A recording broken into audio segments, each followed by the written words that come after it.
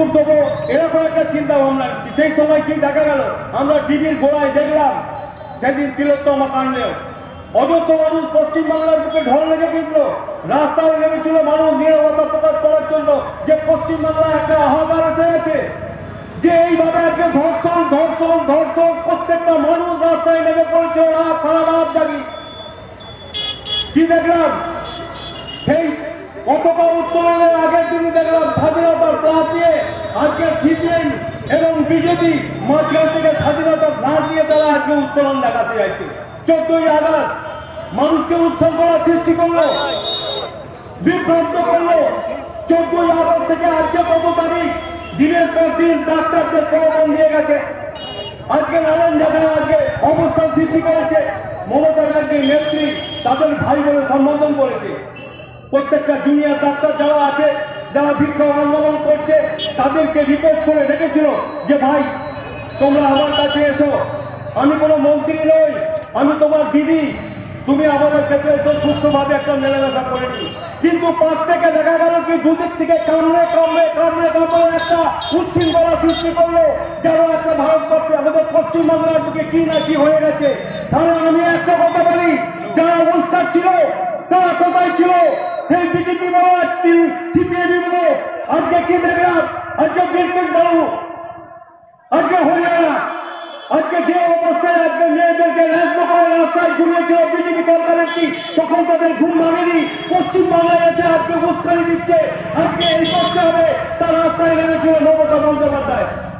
সেদিন আমাদেরকে বলেছিল যে আমরা অন্যায়কে আপোষ করি না, তাই আজকে রাস্তায় নেমে বলেছিল আমাদের যে অন্যায় করেছে তার জন্য ফাঁসিকে আমাদের দাবি করছে।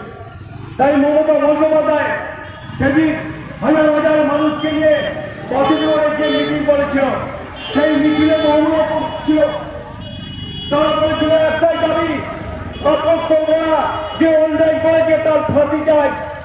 তার সত্ত্বেও মমতা বন্দ্যোপাধ্যায়ের কথা না শুনে আজকে আমাদের রাজ্যের ক্ষমতা না রেখে চলে গেল আজকে সমস্ত কিছু নিয়ে সুপ্রিম কোর্ট। কে করছে? আজকে বিজেপি গভর্নমেন্ট করলো কি?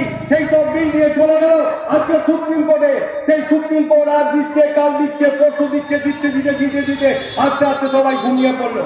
আজকে চিন্তা করে দেখুন তো, আজকে এখানে একটা চিট কর্নার করেছি, এই চিট কর্নার করার জন্য একটা বক্স দরকার আছে, একটা চেয়ার দরকার, একটা মাইকের দরকার, এই কতগুলো পয়সা দরকার। তাহলে দিনের পর দিন যারা আজকে অবস্থান করে গেছে তাদের পিছনে টাকাটা কারা মদত করেছে, এটা একটা বোঝার দরকার। একটা জুনিয়র ডাক্তার কত টাকা মাইনে পায়, তারা দিনের পর দিনে অবস্থান করে গেছে। এখানে বুঝতে হবে তাদের পিছনে সহযোগিতা করার লোক ছিল, যাতে আরো বিভ্রান্তি করা যায়।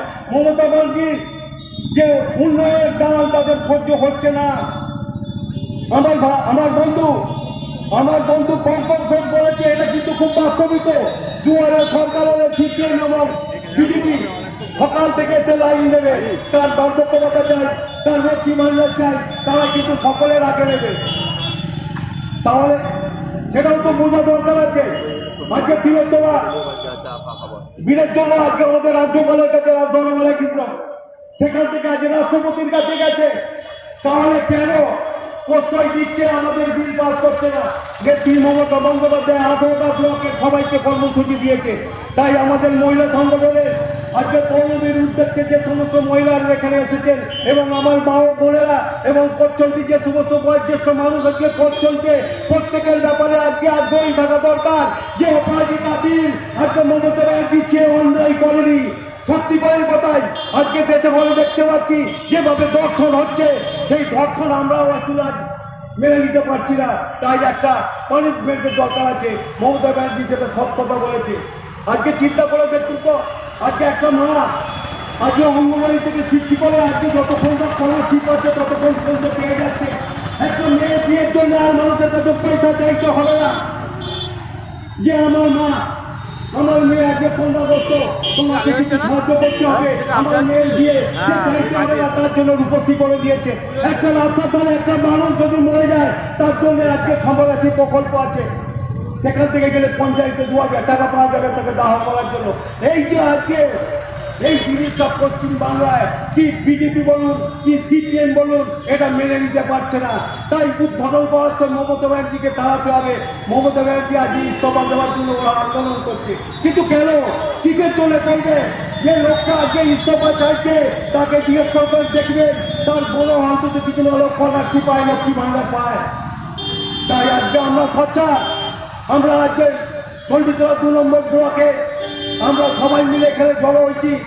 আজকে আমাদের অপরাজিতা পাস করতেই হবে, আমাদের অপরাজিতা বিল পাস করতেই হবে।